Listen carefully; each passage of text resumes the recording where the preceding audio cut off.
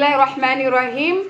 Assalamualaikum warahmatullahi wabarakatuh. Waalaikumsalam warahmatullahi wabarakatuh. Amin amin ya rabbal alamin.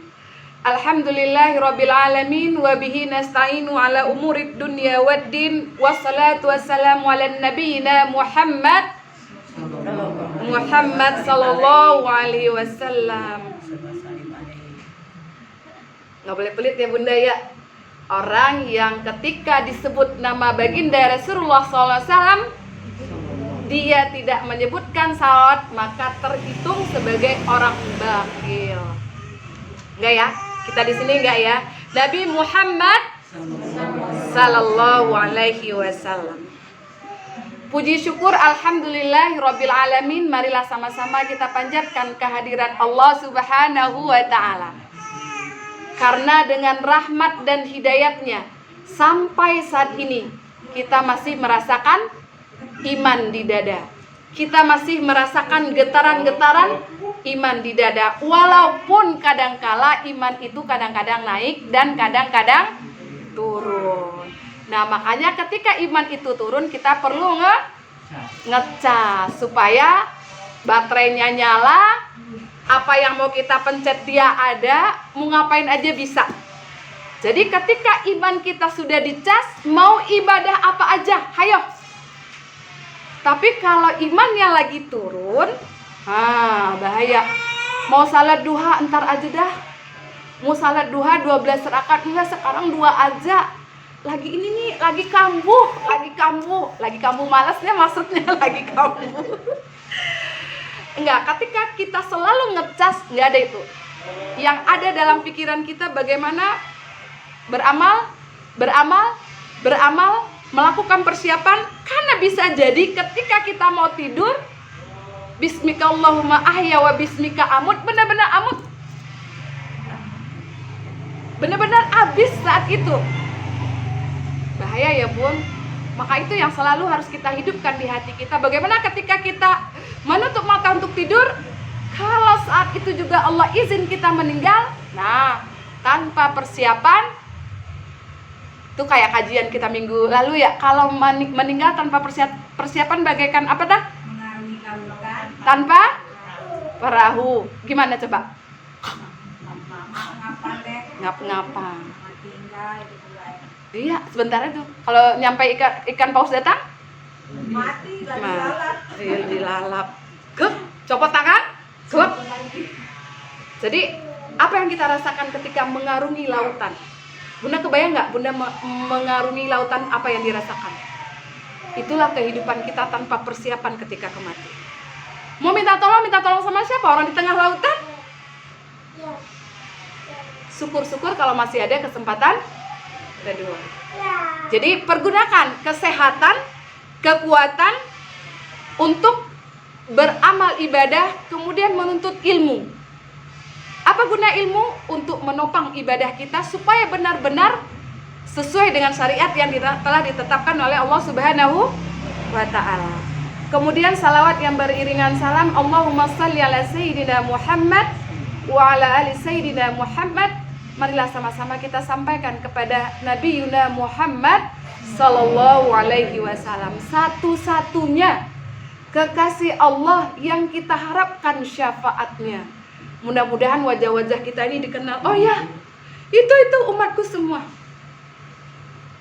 Mudah-mudahan Rasulullah berkenan memberikan syafaat kepada kita di awal. Jangan sampai di akhir. Kalau di akhir, apa kemarin Bunda Hani? Kita udah kemana dulu? Kita udah transit dulu. Jangan sampai ya Allah, Rasulullah memberi syafaat kita setelah Rasul mengudek-ngudek kita dulu ke neraka.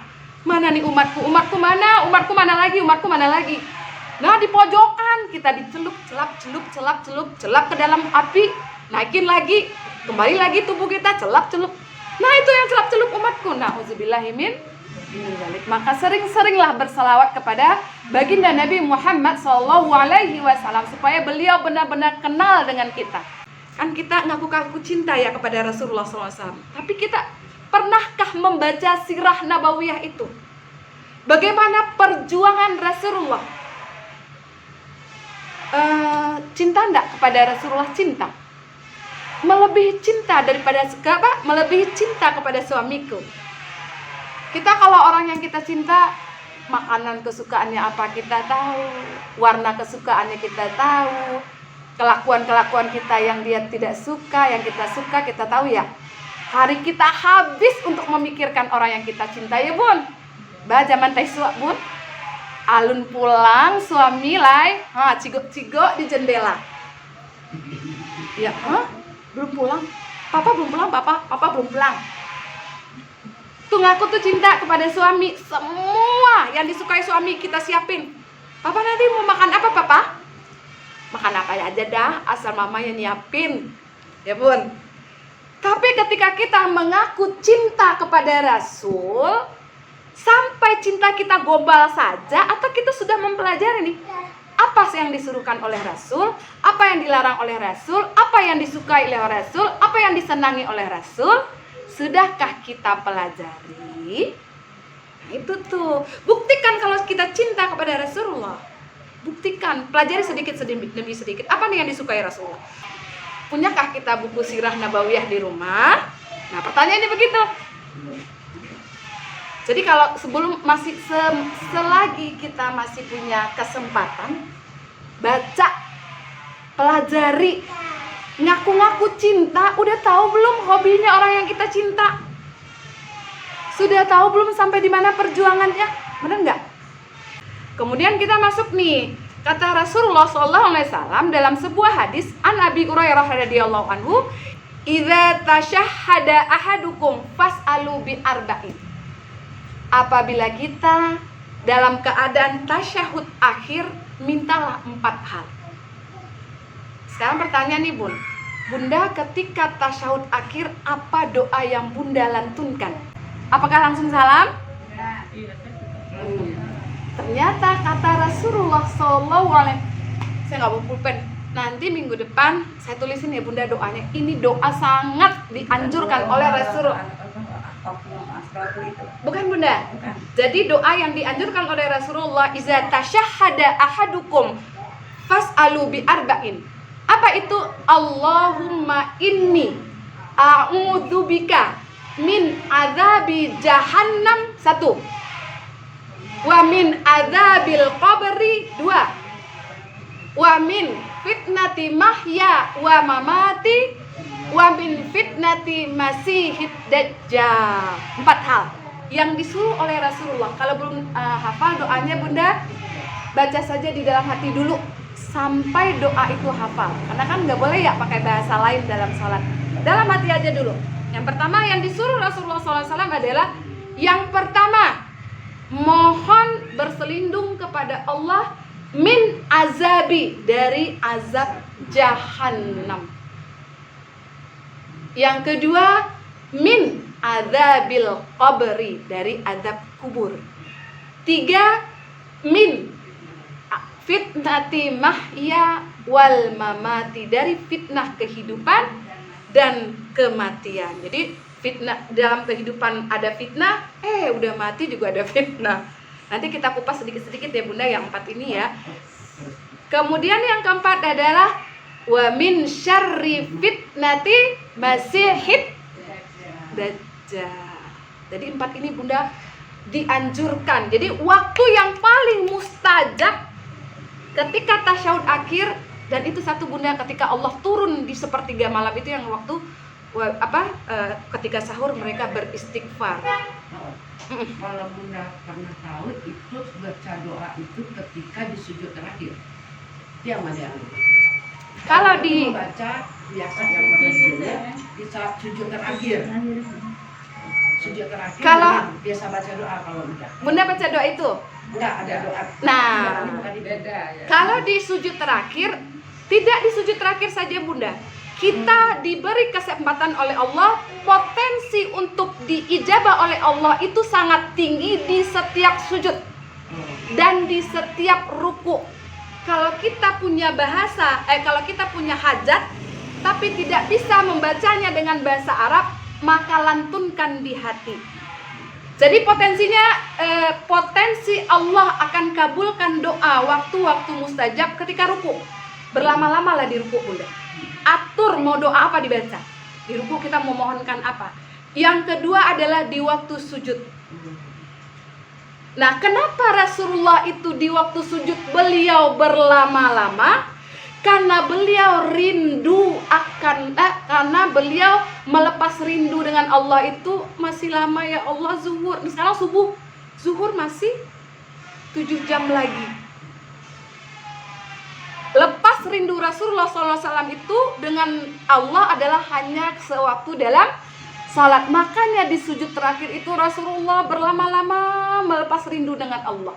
Jadi kalau 4 hal ini sudah kita minta, Allah akan berikan yang lain. Ya iyalah ya bunda, yang pertama, ya Allah jauhkan hamba dari azab api neraka jahanam. Berarti di dunia Allah sudah beri kita petunjuk, beri hidayah, Allah tuntun kita. Sehingga apapun perbuatan yang akan memasukkan kita ke dalam neraka, Allah stop. Yang kedua, ya Allah, dari azab kubur. Kebayang gak bunda di kubur? Suram, diapit oleh tanah, kiri kanan tanah, kemudian datang, halo, kata ular. Halo, Oot, Rauda, halo, katanya. Nanti ada amalan-amalan bagaimana kita supaya terbebas dari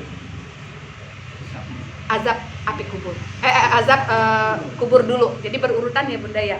Nanti ada sekira-kira 8 amal yang bisa membebaskan kita dari azab kubur.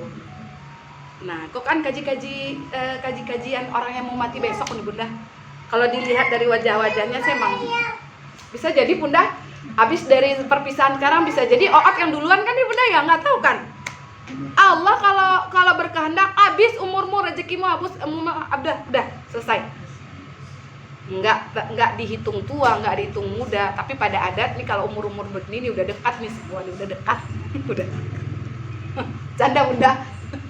Canda bunda. Jadi apa bunda doanya ya bun? Yang pertama, a'udzubillahi min azabi jahannam. Ya Allah, lindungi hamba dari azab neraka jahannam. 1. Yang kedua, dari azab kubur. Yang ketiga, dari fitnah hidup dan fitnah kematian. Yang keempat adalah lindungi dari fitnah dajjal. Itu 4 itu dahsyat bunda. Kalau kita udah selamat dari 4 ini, sudah dah senyum. Assalamualaikum kata malaikat Israel. Waalaikumsalam, silakan. Ya kan bunda, silakan. Kalau sekarang mau ketemu dengan Allah Subhanahu wa taala, siapa yang rindu ketemu dengan Allah Subhanahu wa taala? Bunda rindu nggak ketemu dengan Allah? Rindu nggak? Pona rindu ketemu dengan Allah? Siap nggak nanti malam kalau diambil? Hayo, siap nggak? Nah itu dia. Ya bunda ya. Kita katanya rindu kan ya? Oh, rindu sama Allah. Rindu. Siap nggak diambil nanti malam? Siap nggak siap? Udah takdirnya. Siap nggak siap? Siap dulu datang ya.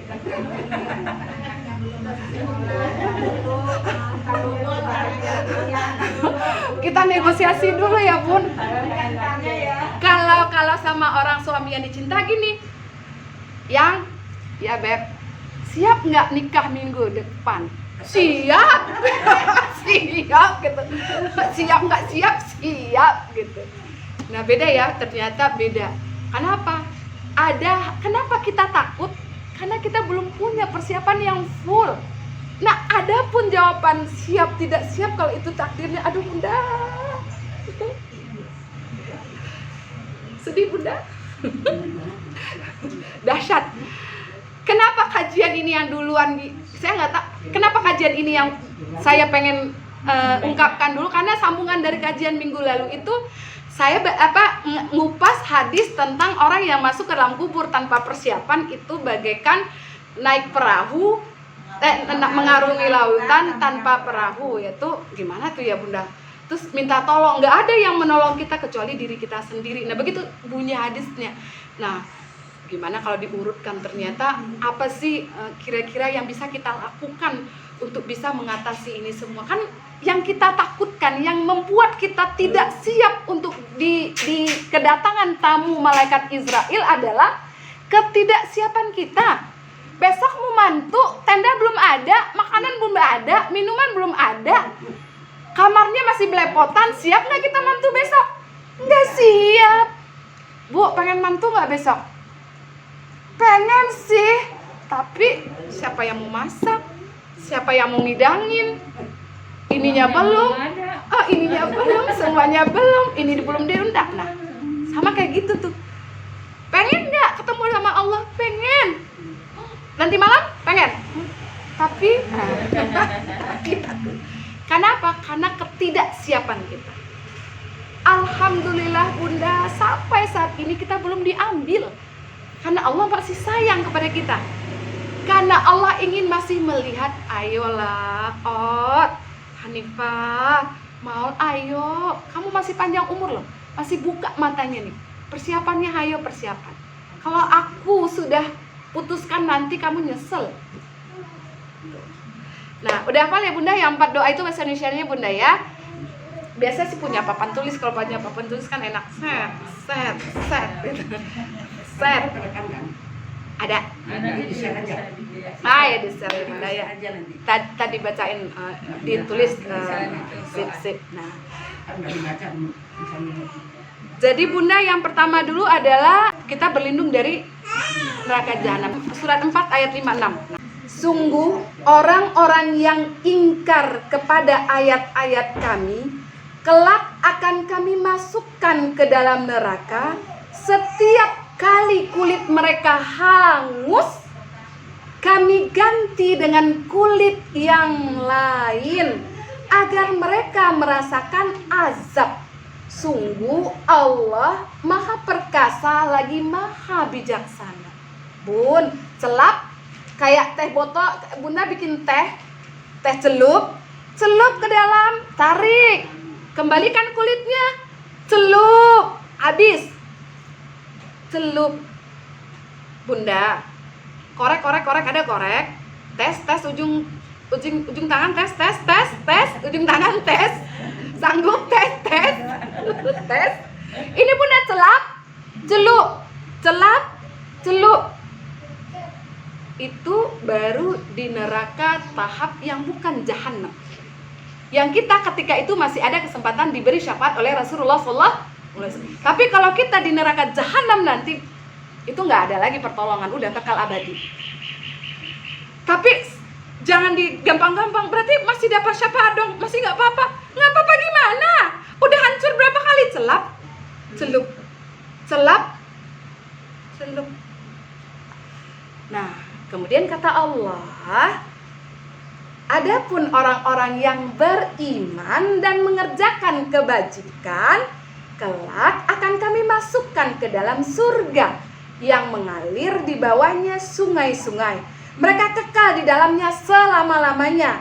Di sana mereka mempunyai pasangan-pasangan yang suci, dan kami masukkan mereka ke tempat yang teduh lagi nyaman.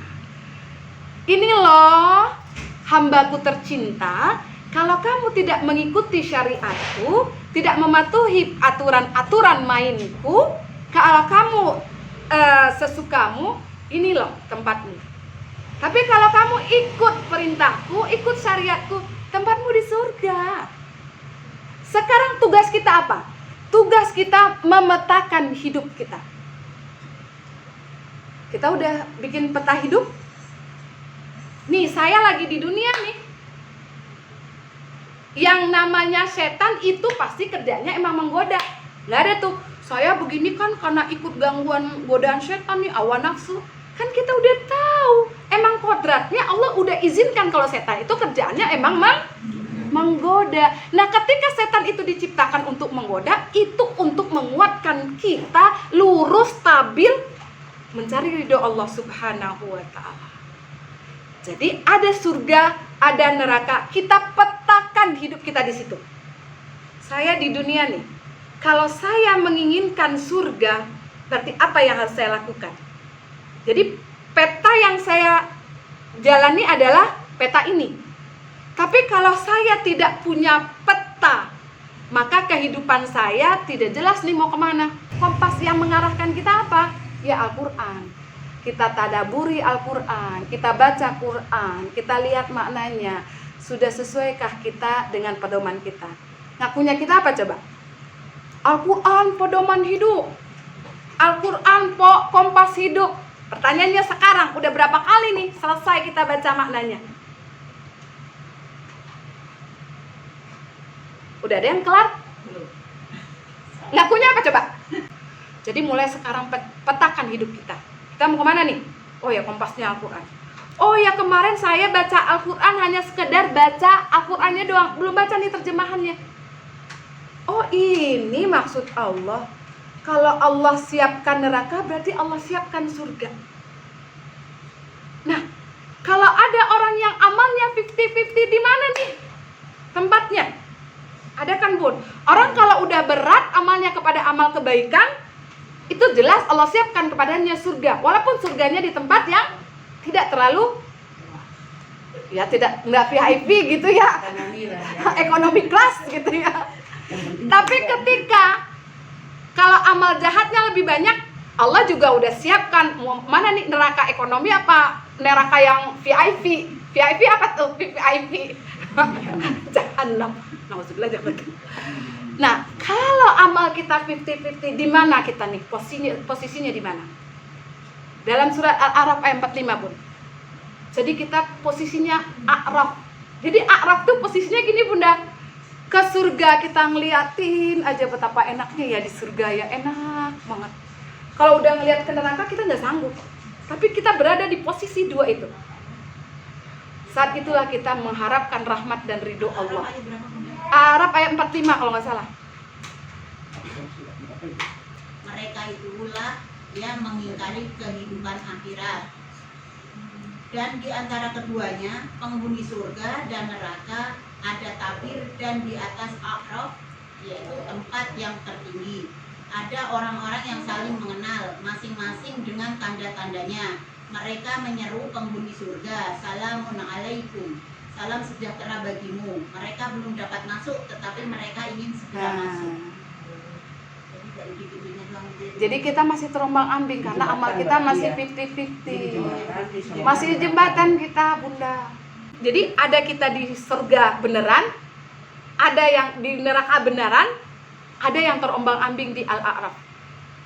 Jadi istilahnya kita udah ngecas aja ngelihat, ya Allah orang di surga enak banget gitu. Kita belum bisa masuk. Dan di situ ada tanda. Kalaupun kita masuk surga, kita ada tandanya di situ. Kalau minggu kemarin kajiannya, orang yang bekas diselamatkan oleh Rasulullah bersyafaat, bekas pernah dibakar, itu ada tanda kalau walaupun sudah dibersihkan, tetap ada tanda. Kalau mau silaturahmi ke surga Firdaus, malu. Artinya ketika kita masih diberi Allah kesempatan untuk menimbang-nimbang, di mana nih kita akan memposisikan diri kita, tergantung bagaimana kita berproses menghajar diri kita, mencambuk diri kita, memaksa diri kita, tidak toleransi terhadap kita untuk beramal soleh, berbuat kebaikan, mulai dari mata terbuka sampai mata tertutup kembali. Paksakan diri. Jangan pernah gampang memaafkan diri sendiri. Kalau kita kan aneh, Bunda. Kalau ada orang yang salah, susah banget maafin. Kalau masih lihat orang itu, masih luka hatiku. Bekas luka nggak akan pernah hilang. Tapi ketika diri kita yang berlaku salah, sekali ini nggak apa-apa. Besok lagi nggak apa-apa juga. Udah setahun masih nggak apa-apa, besok aja pokoknya mulai besok dah. Udah besoknya lagi, pokoknya besok. Udah ada besokannya lagi, pokoknya besok. Dari abis subuh udah nih daftar list. Terus listnya aja baru jadi, Bunda. List itu, Bunda, bisa sampai 1 tahun baru dikerjain. Bisa juga. Atau kita lakukan nih, malu gitu udah bikin list. Seminggu abis itu kadang-kadang ada aja godaannya ya, Bunda ya. Apakah godaannya itu kalau kita masih mens ya, mau mulai itu setan, nah jangan salahin setan, emang setannya kerjanya gitu dah. Udah mau mulai absen aja 1. Jadi paksakan Bagaimana kita mampu memaksakan diri kita. Jadi apakah susah beramal baik itu? Enggak susah juga. Ngocok-ngocok teh telur, bismillahirrahmanirrahim, untuk suami tercinta biar kuat beribadah. Bikin teh, bikin kopi pagi, masih tidur juga. Ini kopi dia gitu. Ini anak belum bangun, ini belum gitu. Segala macem. Tidurnya aja. Ini nggak tahu nih mak dari pagi bangun sampai sore nggak selesai kerja. Papa tidur aja Dikerjain juga sih, kerjain bunda, tapi Kata malaikat senyum. Kata malaikat nggak jadi ditulis gitu. Kenapa? Nggak normal. Bismillahirrahmanirrahim. Kulakukan ini lillahi ta'ala. Suami tersayang biar ibadahnya benar. Ku masak nasi goreng biar anakku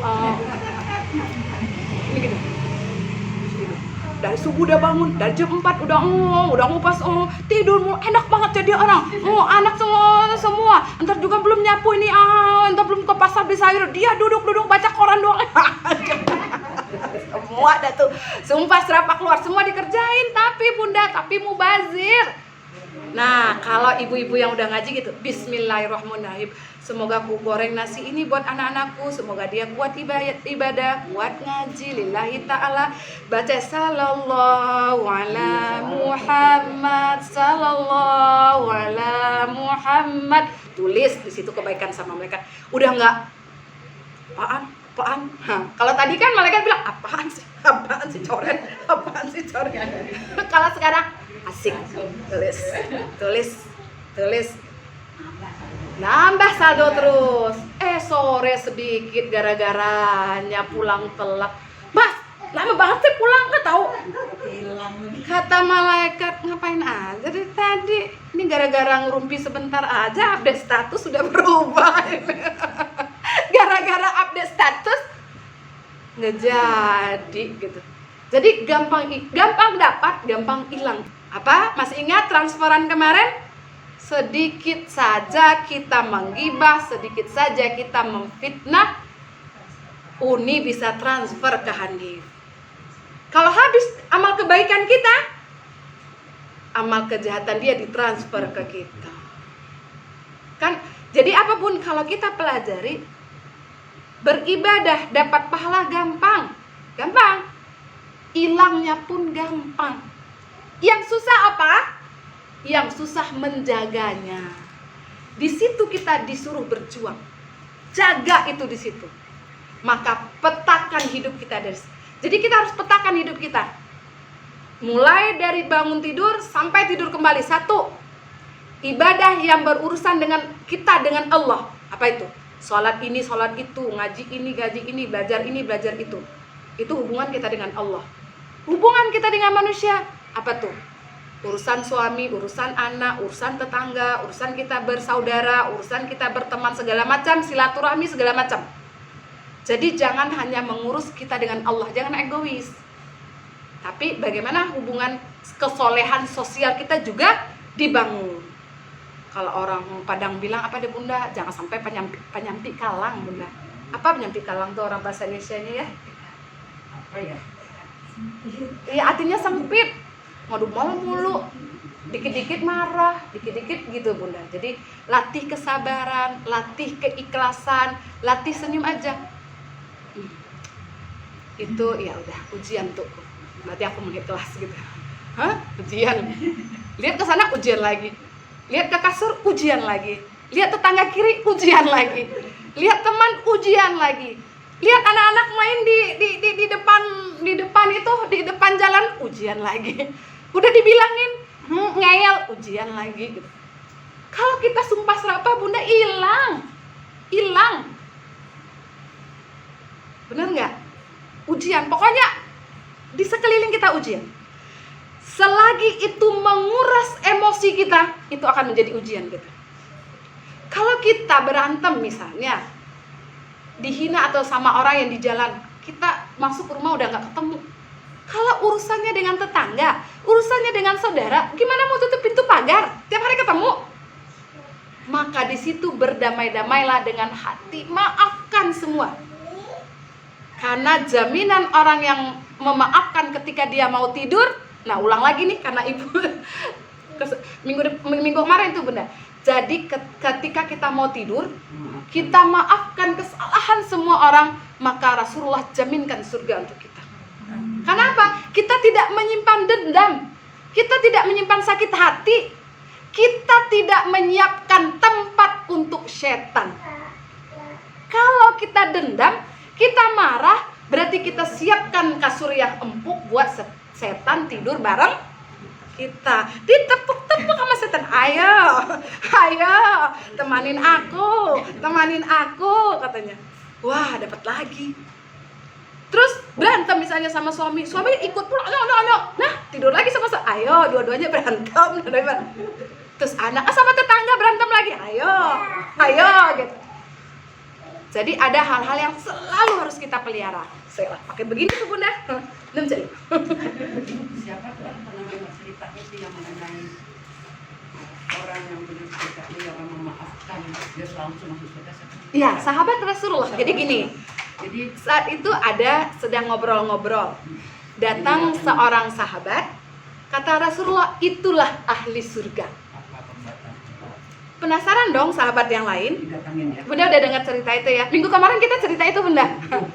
Penasaranlah sahabat lain. Bunda belum pernah dengar ceritanya ya. Sahabat lain penasaran siapa dia? Tiba-tiba kok disebut Rasulullah itu ahli surga. Penasaran.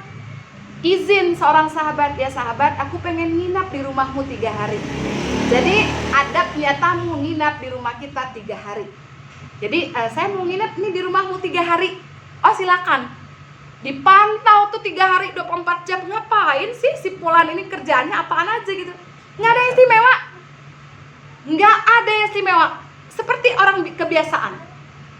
Karena tidak menemukan sesuatu yang istimewa, kemudian dia pamit, wahai sahabatku Fulan, aku balik, aku tidak menemukan yang istimewa yang ada pada dirimu sehingga Rasulullah menjaminkan kamu masuk surga. Tapi tolong ceritakan sama saya, apa sih amalanmu yang kamu lakukan tapi saya tidak tahu. Wahai sahabat, ketika aku mau tidur, aku habiskan semua, hatiku rela memaafkan orang lain. Apapun kesalahannya, aku maafkan. Hah, itu itu aja. Iya, itu aja. Dijamin oleh Rasulullah. Kenapa? Memaafkan itu pekerjaan paling sulit. Iya, aku maafkan, tapi masih sakitnya di sini. Nah, masih ngomong sakitnya di sini. Berarti belum kelar. Ya, kajian kita minggu kemarin itu ya. Jadi pekerjaan yang sulit itu, amal yang sulit itu jaminannya adalah surga. Hati harus diberesin dulu. Maafkan susah maafkan. Selagi masih kelihatan batang hidungnya, gitu udah. Sakit hati. Kata orang Padang, sakit hati Den.